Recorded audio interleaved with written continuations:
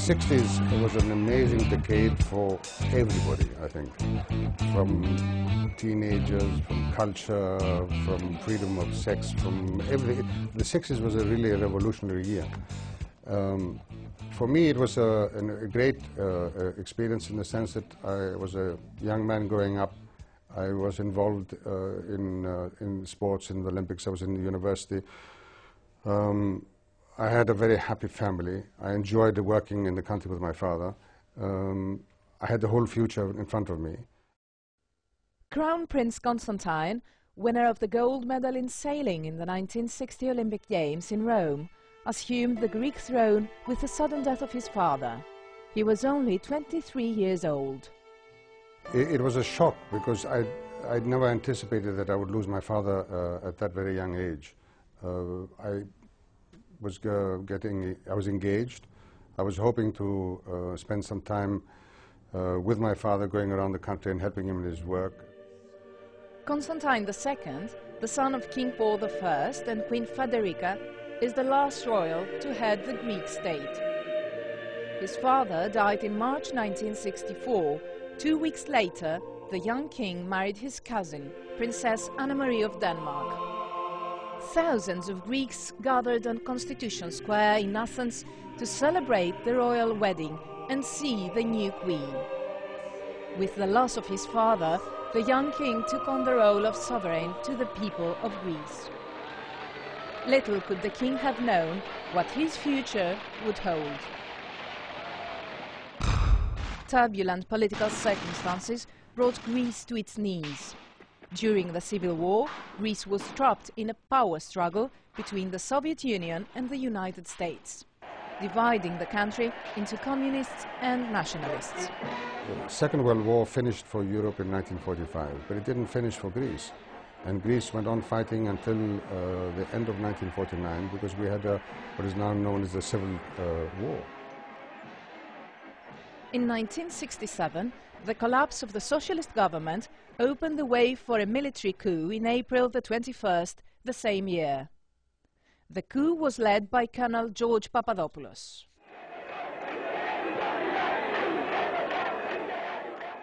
Democracy was abolished overnight by a group of military officers who decided to take over the country by lies and by false statements. But they succeeded in taking over. And once they had taken the country over and had put, I think, roughly something in the range of about 8,000 people into prison, and if you can calculate that on the night of the coup, I think that there were thousands of people arrested within the first 2 hours. And all my staff was arrested. The whole government was arrested. In fact, my staff were the first people to be arrested. And it was a very dramatic period for me. And the fact that I lost my father and this coup were probably the worst days of my life. But I had to deal with it.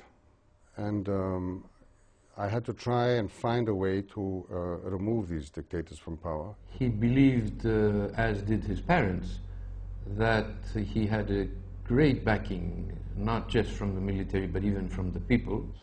My strength lies in the love of my people. This has been the firm belief of all the kings of Greece. Every time a king has left the country, it has been because a group of people have thrown them out. Every time the king that left the country has always had in mind that no bloodshed must incur because of him. It is far more important, my father said to me, that the king should suffer than his people. Night of the coup, I was having dinner with my family in our private home in Tatoi, and funnily enough, we were looking at a film, and my mother and my younger sister didn't like the film, and they left and they went back to my mother's house.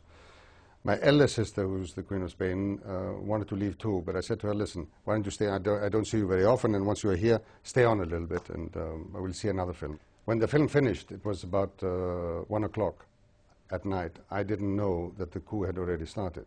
I just was turning the light off at about 2 minutes past 2 in the morning when the telephone rang, and the operator said it was my private secretary.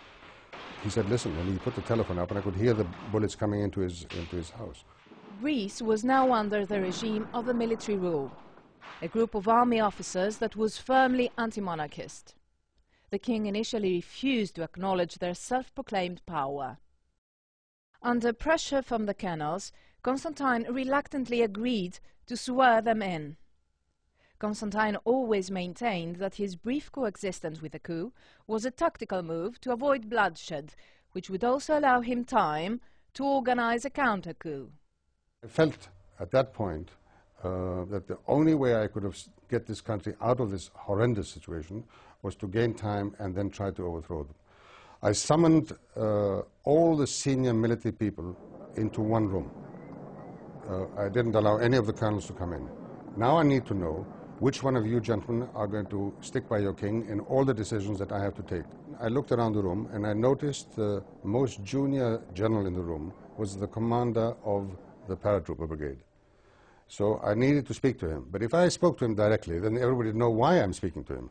So the only way I could get to him without them being suspicious, I would have to see every single officer individually in my office.